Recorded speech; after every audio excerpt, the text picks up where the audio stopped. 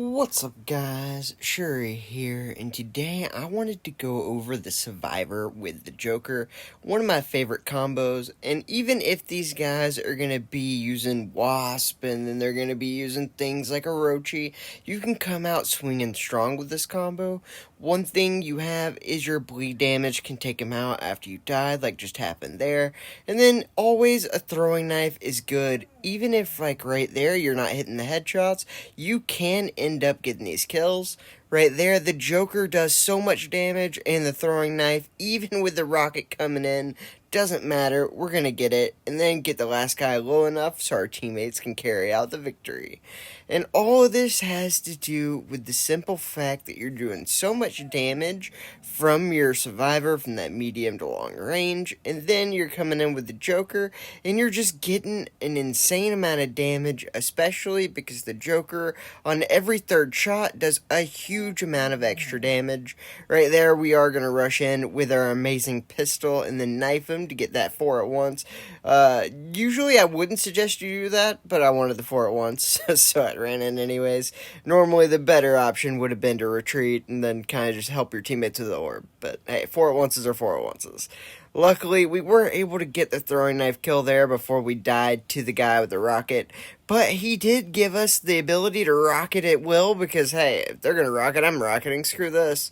And I am gonna be trying to make an Odin Kuda Avalanche video, which will be a lot of fun, but that's why that loadout exists. I just didn't mean to switch to it.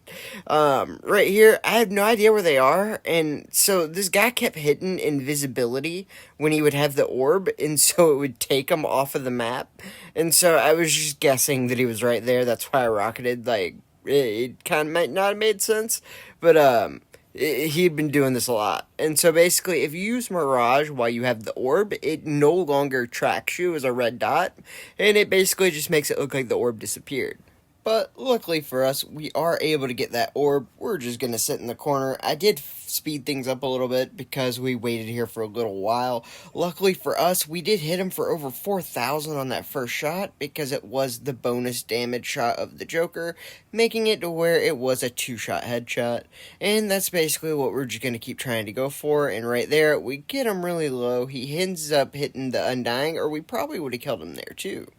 The Joker actually does a ton of damage, and because of the way Wasp kind of ruins everything, it makes it to where guns like that and Porcupine and other close-up, like, traditional style shotguns aren't nearly as good as they used to be, but they still do have a place. A lot of people are starting to realize that the Wasp isn't really that good. It's great for getting kills, but you're going to get a ton of deaths and screw your team over pretty hard. So, mostly only people that can't get kills any other way are using Wasp right now, which is really helpful because there's less of them. And the people who are using them are just the people who can't get kills other ways, so they're getting mostly body shots, and they're not really helping their team with the points, so it's not really that big of a deal that they have them, and they're getting those kills with it. So, luckily for us, we are going to come out and get an early kill, and right there, we do want to make sure we have a better head glitch cover, because we don't want to be sitting here where he's at an angle that he can just come in and out of. That's why we repositioned and made it to where we had a better vantage point over that window, and that made it to where we could go ahead, reposition, and end up getting an elimination streak. And we do come up behind them in the spawn. Right there, I run out of ammo, so we're going to just try to go ahead, bring out a machine gun, and get what damage we can before we die. That's really just trying to help our teammates as much as we can before it ends up that we just die. I mean, you run out of ammo, it happens. But we are going to go ahead, get the triple kill due to the amazingness of this Survivor. And, I don't know, I have a saying called throwing knives fix everything. And if you're about to run out of ammo, there's a guy that far away. Throwing knives will fix it, don't worry guys, and that's why it is definitely my favorite consumable in the game. And right here, right off the bat, we are going to try to come up here and see if we can get the guys on the steps and move directly into the hill, hopefully being able to get the guy on the side and maybe just kind of help our teammates while he's distracted. I got there just a little too early so he wasn't distracted, so I ended up dying, but we got him low enough that our teammates were able to take them all out, and we were able to cap that hill for the team. And we are just basically going to run around here and try to do our best to get people low and make sure that none of them get to that hill without damage. That way we can just keep our time going, and luckily we do get the kill after being dead already. Luckily, that is my favorite part about this gun. I get so many kills after I'm already dead, and all of these things are why I think that this is the best weapon in the Battlefare by far. You can use it with pretty much any shotgun, and I like to use it with mostly Orion, and I've been using it a lot lately with Reaper, Bear Trap, and Joker. But mainly, I think I'm going to keep going with Orion. It's just they kind of complement each other so well that basically anything that's in Orion range, you want to kill it with that, and pretty much you can get it low enough to it's a one-shot with the Survivor by the time it gets into that range. Right there, we are able to take them all out and get to 11 kills within the first 2 minutes, which is insane. And a lot of that's due to the fast kill times and the ability to kill people after you're already dead. And then on top of that, you're able to track people because they have the bleed damage. It's just a really good way to play this game, especially on game types like zone control, where you can run around the hill, you know exactly which way they're coming because they have the bleed damage. And right here, we see this guy's probably going to come around, so we're going to go wait for him. He thought he was going to be smart, but he just runs right into our Joker. And that is my favorite part about this combo. I know I've said that like 10 times because I love so many things about this combo, but honestly, being able to be smart and strategic, the bleed damage, I mean, that is my favorite part, is the bleed damage, but it has so many different uses. You can kind of know where people are coming from. You can simply be able to use it to deter people. I mean, if you spray 3 different people with it, they're all going to be taking a lot of damage, and they're going to be less likely to run out into the hill. Or you can just get them low before they get to you. I mean, there's so much to do with it, not just tracking people, but the bleed damage actually over time is really annoying, especially if you put it on 3 people at once. I mean, that's 75 damage that's taking over and over, and you know where they're all at, so you can make your next moves and have a lot of information that you wouldn't have otherwise, which can give you a huge advantage. Right here, we're just waiting for the new hill to come, and we do end up getting them all pretty low. I don't end up killing them, but our teammates come in there and do a great job. Thank you for cleaning it up, guys. Always loving the good teamwork. I really appreciate it. We go in, get those last 2 kills, and right here, we're just going to try to get one more kill to add to the tally. Sadly, our teammates do get that one, but hey, like I said, I love the teamwork. It's all good. Luckily, we did get to 517 with 22 kills, and it is a lot to do with the fact that this combo kills so quickly, and it lets you have all that information.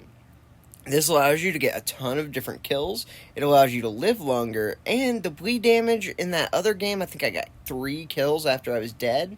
It just allows you to do so much that other guns can't do. And probably the biggest thing that Survivor has going for it is its speed boost. It can allow you to get around things faster and give you the advantage over people who don't have an AR that has the speed boost. There's only a few that can do it. One is the Wasp, Dragonfire, Survivor, and I think the other is Scattershot. So those basically will allow you to go faster than other ARs by quite a bit. It's very similar to the speed boost you used to get from Scout. And honestly, I think that Survivor is going to be in every single one of my rush loadouts for a long time now. Just because of that speed boost, the nice range and accuracy it has, the ability of that speed boost to give me something like a last breath, and be able to just do so much. Then, when I'm able to turn around, I can always get those quick turn-on kills, go ahead, get the double, and then when you get more, you can always pull out that Joker or any other shotgun that's similar and be able to get a ton of kills with it. And then we almost get the 5 at once. If I would have realized I had mine dying up, we would have got it, but I didn't, so we didn't.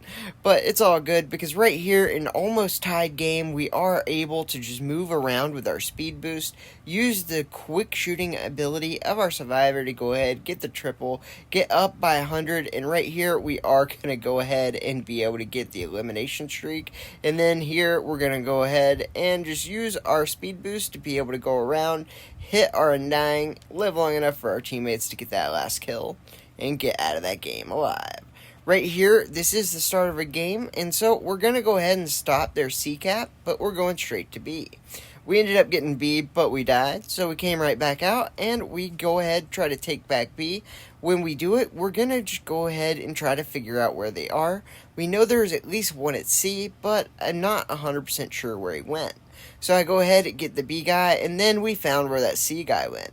So we're going to go ahead and keep a mental note. That guy is up in that tower. Going to go ahead, help the 2-cap happen, and we're going to come back to B, but we do have to be very careful because there's that guy up in our top tower still, but luckily he's going to give us that free double kill because people who sit in top tower are only there to give free multi-kills to the other team. You will always get your KD up, but you're going to make your team lose 100% of the time, so don't do it, guys. Like, this entire game, like, we should have lost, but they rocketed a bunch, and they're just camping with their roaches on control points. It's so sad. They should have won this game so easily, but they just all wanted their KD to go up, so, well, thanks for the win, guys. I mean, what can you say, right? But then we're going to move on to our final clip. And we are going to go ahead, get the nice little bit of tick damage to show us where everyone is. We're going to go ahead, use the throwing knives to make everything okay, use our undying, and get their whole team. I love this combo so much. It's great for rushing, and it's really fun.